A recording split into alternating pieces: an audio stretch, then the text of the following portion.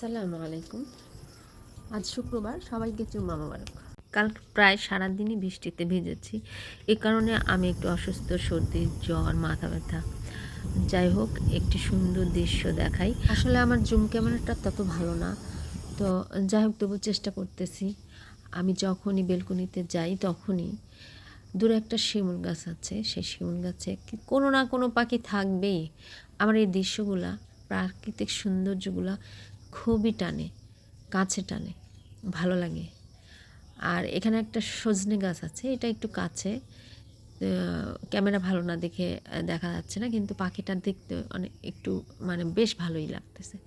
কিন্তু এই যে আবহাওয়া 2 দিন ধরে যে আবহাওয়া, বৈরী অবস্থা আবহাওয়ার, সেই বৈরী অবস্থার অনুকূলে আসলে পাখিগুলো খুব কষ্ট হচ্ছে, থাকতে পারতেছে না।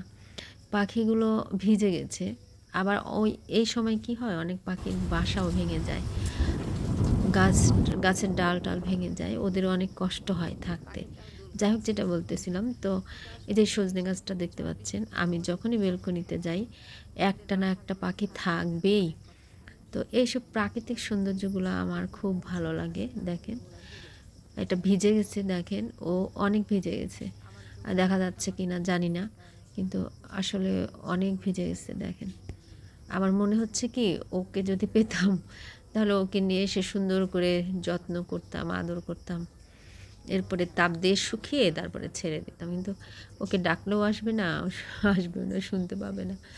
যাক, এই যে এই সৌন্দর্যগুলো আমি এখানে আসলেই পাই, এখানে ময়মনসিংহ ভালুকায়। এই কারণে আমার খুব ভালো লাগে এখানে। যাই হোক, এইরকম আমার মতো পাগলামি কে কে করেন, আর এই পাগলামি প্রাকৃতিক সৌন্দর্যগুলা কার ভালো লাগে জানাবেন।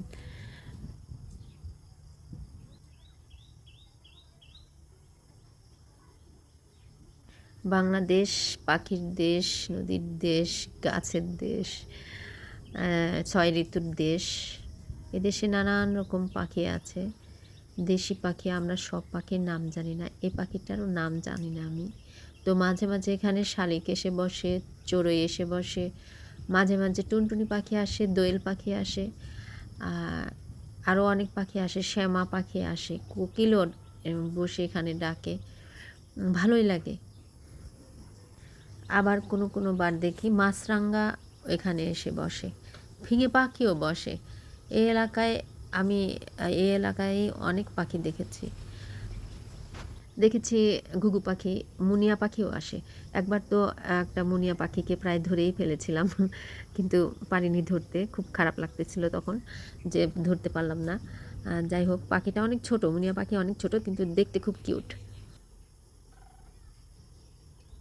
পাখিটা মাঝে মাঝে ডাকতেছে, মনে হয় তার সাথীকে ডাকতেছে। শুনুন একটু ডাকটা।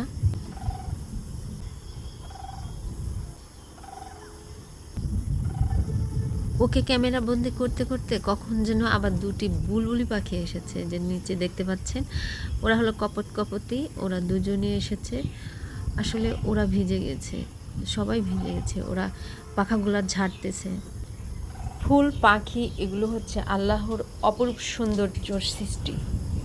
আমাদের দেশটা আসলেও সুন্দর। আসুন দেশকে ভালোবাসি, দুর্নীতি মুক্ত দেশ গড়ি। তো ভালো থাকবেন সবাই, আজ এই পর্যন্তই। আল্লাহ হাফেজ।